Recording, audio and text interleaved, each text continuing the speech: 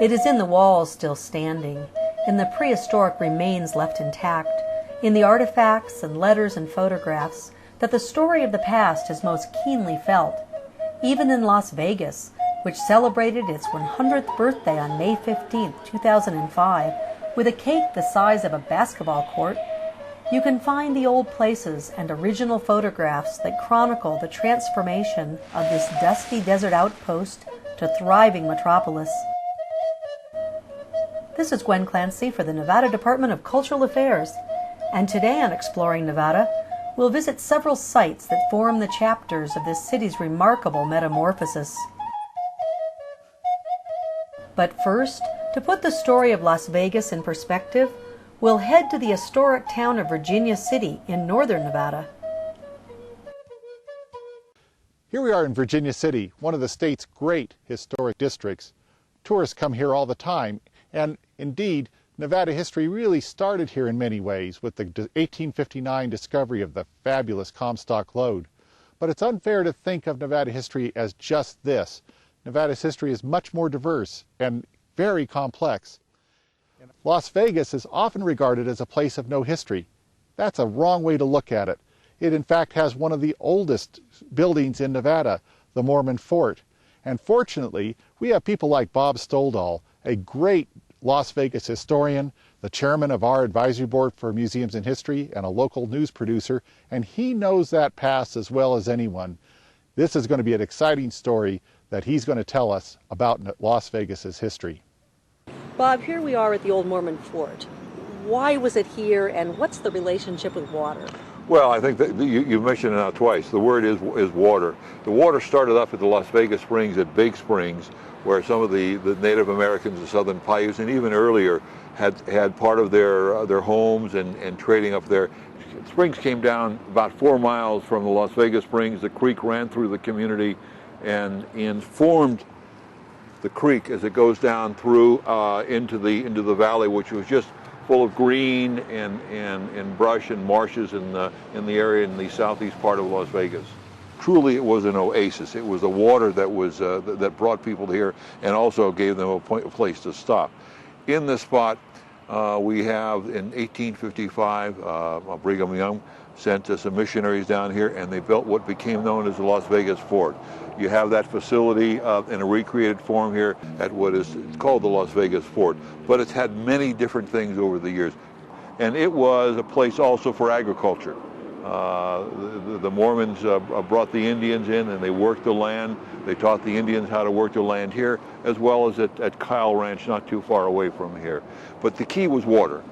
Back in 1876, you had John Powell came through with his expedition of the Colorado, and they stopped off in southern Nevada, and one of his companions, one of the people on that, was Frederick Dallenbach. He was a painter, and he stood literally right where we are and painted the Las Vegas Valley, and it is one of the great visual images that we have that is truly an image of the valley. See the V in the mountaintops, and it's clearly representative in the painting. You also have, within that painting, you have a building, and that building is still in existence, at least parts of it. The building off to our right, you can see in the bottom some of the stones that are coming through. This area was also, after the Mormons left, it came over to Mr. Gass and then to the Stewart family. And Helen Stewart was the matriarch of the Las Vegas Valley for the better part of 30 or 40 years. And she built her home, the ranch here. It was an oasis. She had literally the first hotel in the Las Vegas Valley back in the late 1800s. People would stop here. There was a little store. She was also the postmistress. And that all took place in this historic piece of land that still represents the earliest parts of Las Vegas. So to get a sense of that early beginning, people when they visit here really need to come to the old Mormon Fort. Oh, this is truly one of the places, if you want to understand the history of Las Vegas, this is a must-see. Well, today it's unusually cold, it's kind of rainy, but most of the time, or for a lot of these travelers, it would have been really hot. It would have been 115 degrees in the summer. So for them to look across the valley and to see the this oasis up here, it must have been wonderful when they finally made it here. What would they have found? Well, what they would have found was the meadows. And this was truly the meadows of Las Vegas. And of course, that's redundant. The meadows means Las Vegas, or Las Vegas means the meadows. And this is the meadows. Where we're standing and would be looking southeast towards the mountains would be the meadows that they would have seen. This is where the old Spanish Trail came through. The traders in the late 1830s came through here to Southern California, to the missions. It runs almost parallel to the interstate freeway that is now runs between Salt Lake City and Los Angeles. Las Vegas was the oasis, almost halfway between Salt Lake City and Los Angeles, and it became the resting spot. Perfect place for resting was right where we are, because the creek ran right through the area, so there was fresh water. And of course, water in the desert was the key. You can eat plants, you can do anything else, but one thing you truly need is water, and this is where we have it. And the architecture of these old places, I mean, if we look at the walls. Well, you look at the walls, one right behind you. This is from the late about 1850, 1860. This is the original walls. They were built thick to keep out both the heat and the rain and the cold. And they're literally a foot or more thick. And this truly kept them cool. And it is cool here, even in the heat of summer. We're cool in this building still.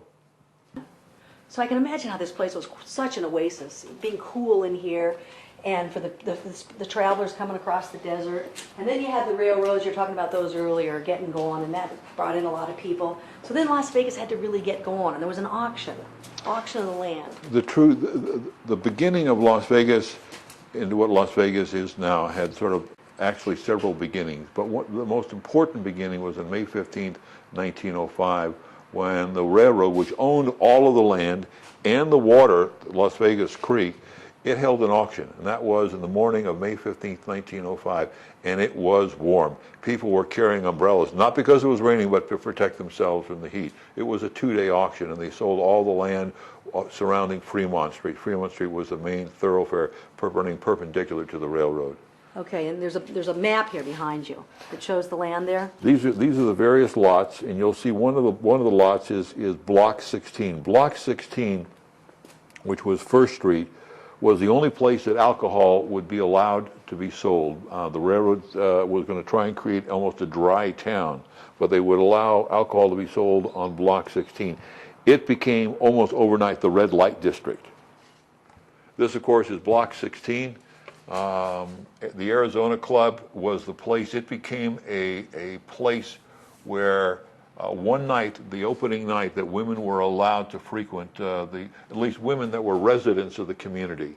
There were certain women that were allowed to frequent the place, the soiled doves of southern Nevada, so to speak. It was a red light district. It was a red light district, and it ran for a block. The bank, interestingly enough, was at the southern end, right there on Fremont Street and First Street, and that's where the sheriff stood. Sheriff Stan Gay stood right there. He could see the depot, he could see the bank, and he could see the red light district. So any of the yeggs, any of the troublemakers getting off the train, he would see them coming this way, and he would know if there was going to be a problem, because they would be heading right down to the red light district. So that's where he positioned himself, in front of the bank.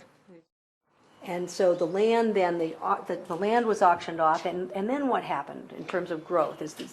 Well, what occurred is just at the western end of Fremont Street, the railroad, starting in 1909, 1910, built shops.